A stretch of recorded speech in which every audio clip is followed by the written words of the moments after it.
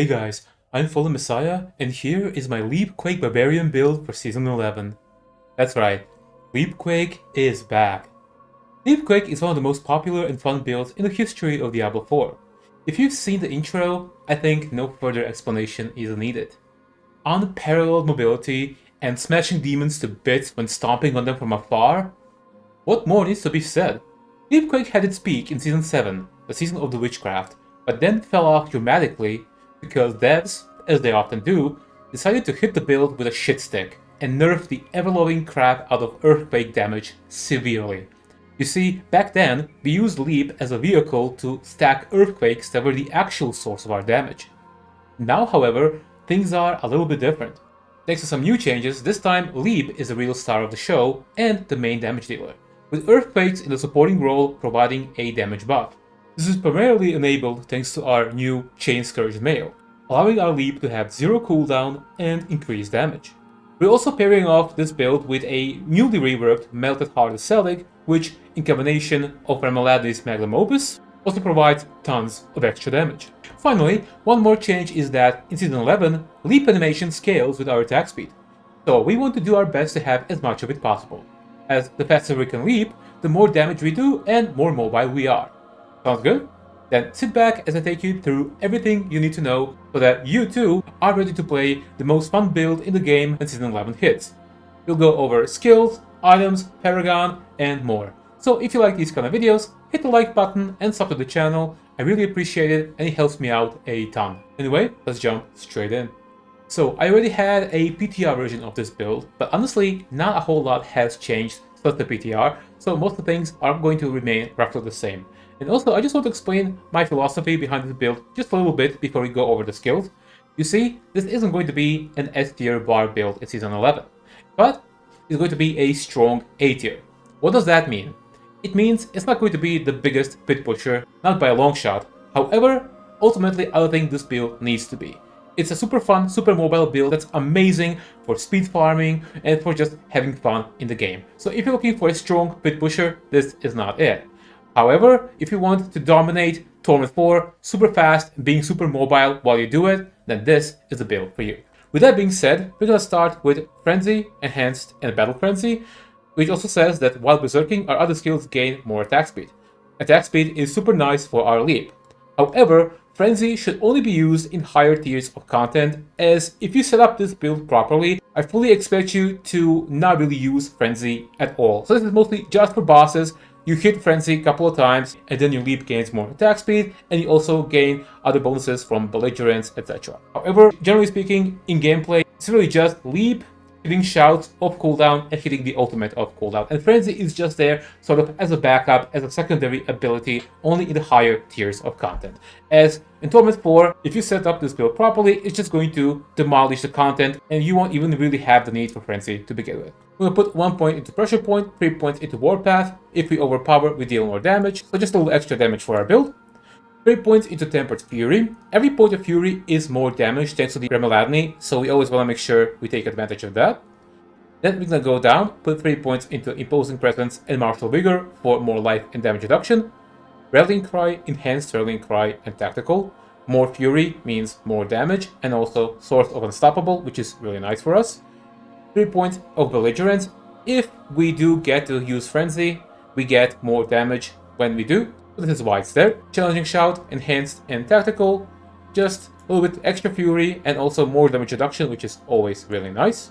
We're gonna go over with Warcry, Enhanced, and Power Warcry. Just extra damage. It's really nice for us. We're gonna put 1 point into Booming Voice, just for a little bit extra effect duration on our shouts. 3 points into Aggressive Resistance, and 3 points into Battle Fervor. Now these are very important. What this means, first of all, whenever our brawling skills damage an enemy, which Leap is, we gain Berserking. This is a perma Berserking build. We always have Berserking because we're always using Leap, which is a brawling skill, so it really plays really well together. You want to make sure you have 3 points here, and also we benefit from this damage reduction pretty much all the time because we always have Berserking on. 5 points Leap, of course, Enhanced and Mighty for more damage. 3 points Pitfighter, Slaying Strike, and No Mercy for even more damage. 3 points Thick Skin, Defensive Stance, and Counter-Offensive. This increases our damage. The other two increase our Fortify and damage reduction. We're gonna put 5 points into Call of the Ancients, Prime, and Supreme. Call of the Ancients is really amazing, and I'm gonna explain why we use Call of the Ancients instead of Wrath of the Berserker, which is usually the go-to ultimate for most Bard builds. So, Call of the Ancients has some really nice bonuses that synergize with Leap really well. First of all, 20% attack speed, which is really nice, and as I explained earlier, attack speed with Leap it just goes super well. We also gain increased damage, and we also gain Fury when our Ancients attack, and which in this build, by the way, Fury equals damage and also equals our life, so it's always important to have that. So you can see here that these Ancients last for 10 seconds, and our cooldown is 13. So whenever you shout, this cooldown is going to drop even further, so we basically always have an uptime on Call of the Ancient, which is really important for more damage, and it just makes the build a lot more fluid. The reason why we're not using Wrath of the Berserker, Wrath of the Berserker is really good for this bonus, while Wrath of the Berserker is active every 50 Fury we spend. The problem is that on this build, we are not spending Fury. We want to make sure we always have top Fury because that is our life and damage at the same time, and our Fury should ideally always be full. So Call of the Ancients, for these reasons, is just a lot better. We're also going to put 3 points into Wallop, as we are using one bludgeoning weapon, and of course we are using Unconstrained because other bar passives are just bad. Alright guys, now let's talk about items. And I'm just gonna move myself to the right so that you can see a little bit better. Now I made 2 versions. Mythic version is the one that you should really aspire to play. I also made an Ancestral version as well.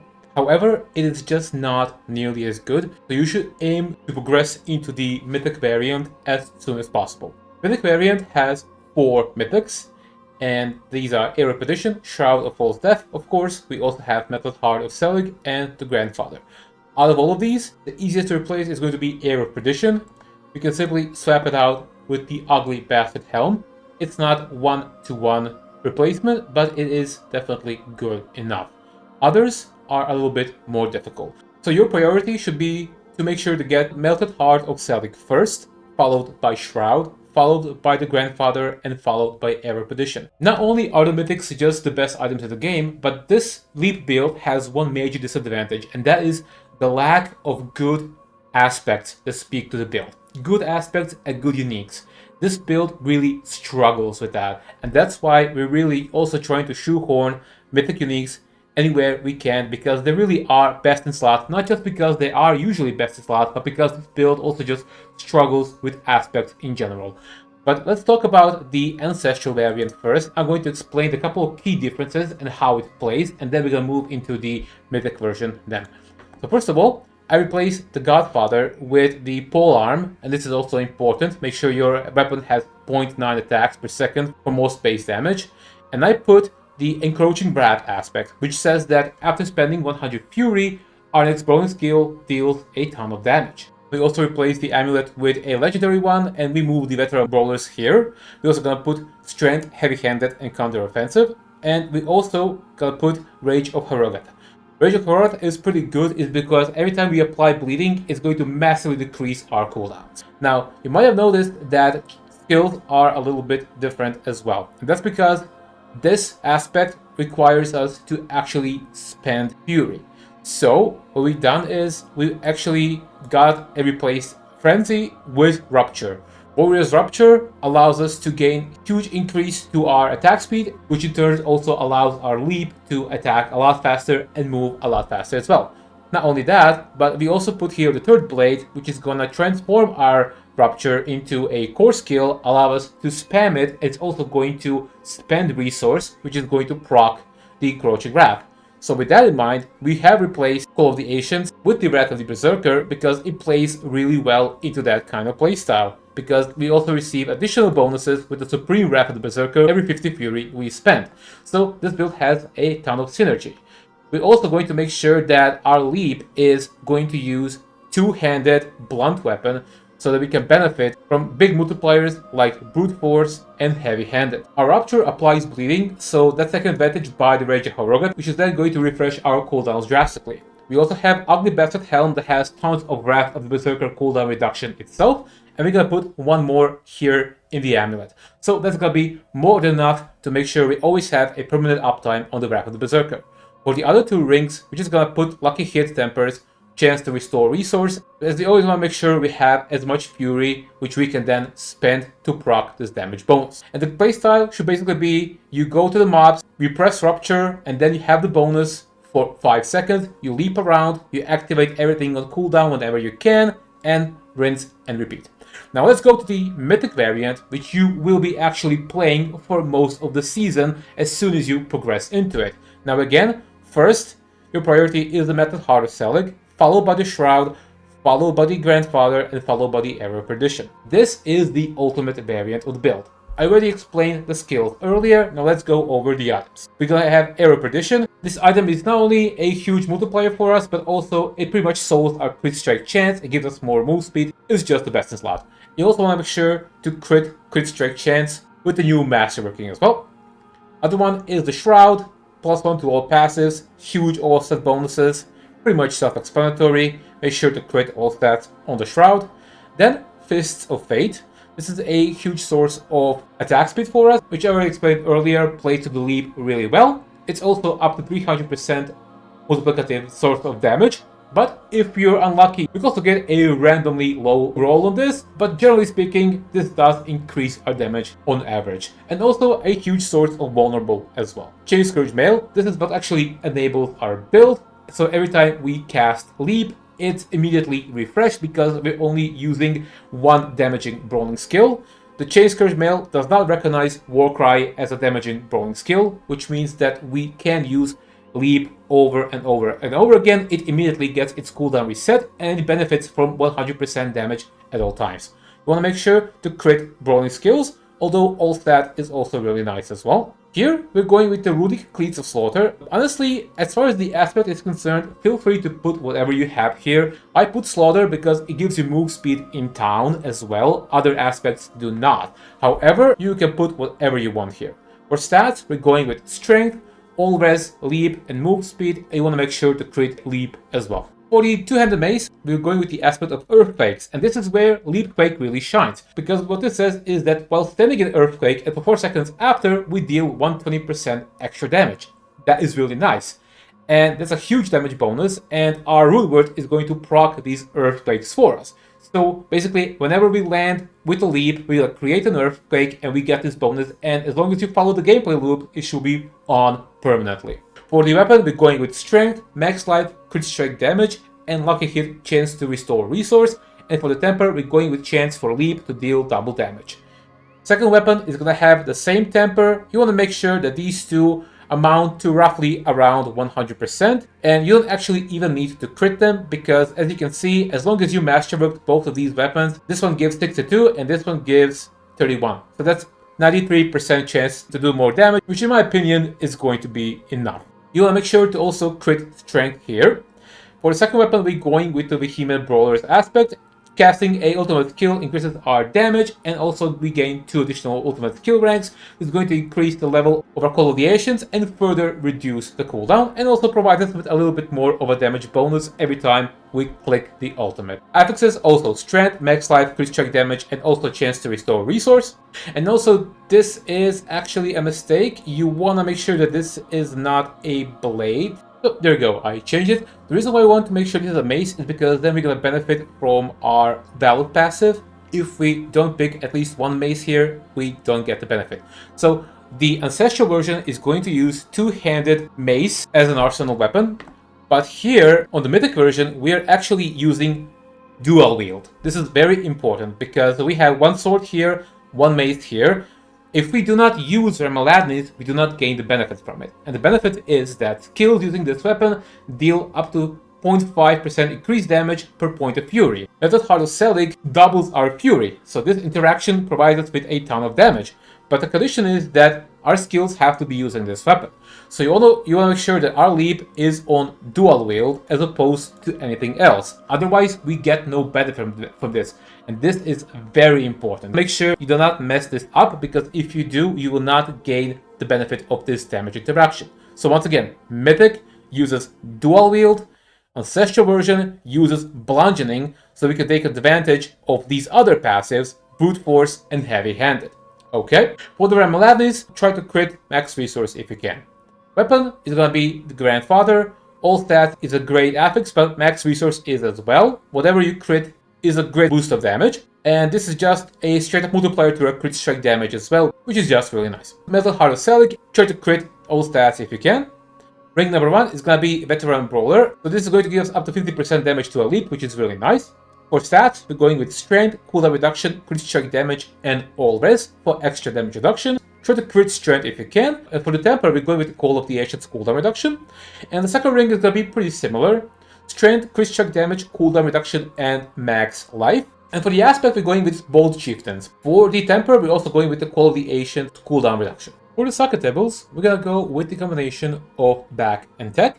This is our Earthquake generator. Whenever we travel 5 meters, and with Leap, that is insanely easy to do, we're gonna spawn one Earthquake, and then this procs our Earthquake's aspect. So as long as we are in the Earthquake, and for 4 seconds afterwards, we deal 120% extra multiplicative damage, which is really nice. We're gonna put the other rune word here in the weapon. It says Yule and Loom. Whenever we cast a skill with a cooldown, which Leap is, and is procced with this rune, we restore 35 resource. That's really important because with the Metal Heart of Selig, our resource is essentially our life. So any chance to squeeze a little bit more of resource, whether it's through the lucky hit chance, whether it's through this rune word, is going to help to keep us further alive. For other armor slots, we're gonna put rubies for more strength, on weapons, emeralds for more crit strike damage, and on the jewelry, this depends entirely on where you are in terms of armor, in terms of resistances. If you're lacking armor, put skull. If you're lacking individual resistances, then put these gems into the sockets. However, my personal recommendation, if all of your other res is similar, put ruby for fire res, put emerald for poison res, and topaz for lighting res, because these 3 damage types are most damaging and most prevalent in the game, especially fire. If you're, for example, doing Helltide, everything there has fire damage, and most sources of burst damage are either poison or fire. So capping out fire and poison res should be your priority, and after that, lighting. As always, you're gonna have this guide and this planner down below the video, both in the comment section and the description, so you can always reference it for yourself. So I'm not going to go through the entire Paragon board. However, I will have to say that when the video launches, only the max roll guide is going to be available, but I will add 2 more guides, Mobilitics and D4 Planner, the next day. With glyph number 1 is going to be Challenger for more damage. Then our first board is going to be Weapons Master. Glyph number 2 is going to be Marshal. This has a really nice synergy with our Bold Chieftains, and this combination is going to pretty much keep our Call of the Ancients cooldown permanently below 10 seconds, allowing us to benefit from these effects at all times. This board is also really nice because it has all these other extra goodies, such as Maximum Fury, which, as a reminder, every point of Fury is more damage thanks to the Ramaladni, so you want to make sure you grab these. And also attack speed nodes here are really nice as well. Then we're gonna move on to board number 3. Glyph number 3 is gonna be Brawl, more damage for our leap. Legendary node Blood Rage, more damage while berserking, and we are berserking all of the time. Then we're gonna move on to the board 4, which is going to be Carnage, even more attack speed and more damage.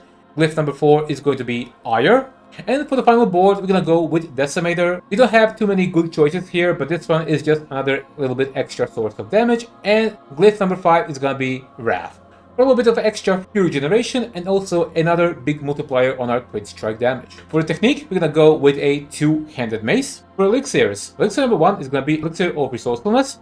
This is just another 13% extra multiplicative damage because of the max resource. Then we're gonna go with Ancient Times, Song of the Mountain, and Soothing Spices. Not a whole lot to say about this, but just slap anything that gives you extra stuff, like for example, Essence of Lies for more Fortify, Essence of Pain for more Barrier, Essence of Sin for more Armor, and Essence of Screams for more Auras. And there you have it, guys. That has been the entire breakdown for the brand new Leapquake Barbarian in Season 11.